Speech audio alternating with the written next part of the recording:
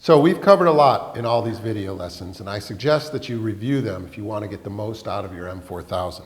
However, once you've mastered the basics, I have a few tips and tricks that can make it even easier to navigate through your M4000. Let's start.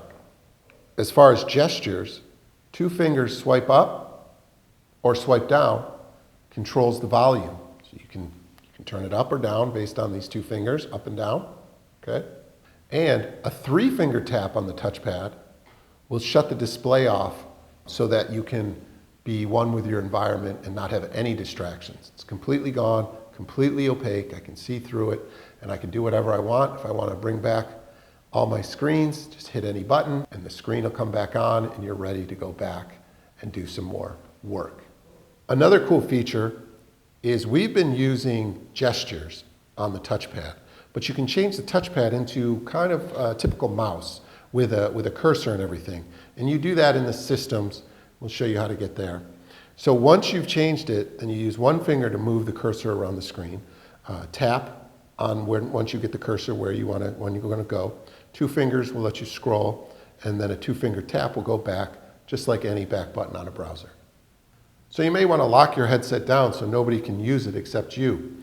You can go into the system and then into the security settings and enter a PIN code so that when it boots up, it'll ask for a PIN code, and if you don't know it, nobody can get in and use the glasses except you. It's a nice little added security feature if you don't want anybody using your glasses. If you're in a very loud or windy environment, you might want to use your favorite Bluetooth headset to control your M4000. Simply go into the settings and pair the new device to your M4000 glasses, and you'll be able to use the voice commands with that Bluetooth headset. And remember, they also have mounting accessories for Bluetooth headsets as well.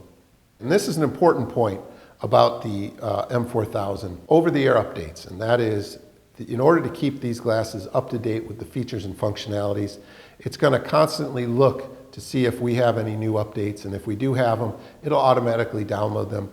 You can turn that off if you want, but we recommend that you keep it on so that your glasses are always running the latest and best version of what we have to offer for the M4000. That usually takes 5 or 15 minutes depending on your location, but we recommend that you do it as soon as possible because those are the versions that are going to keep your glasses the safest and most secure.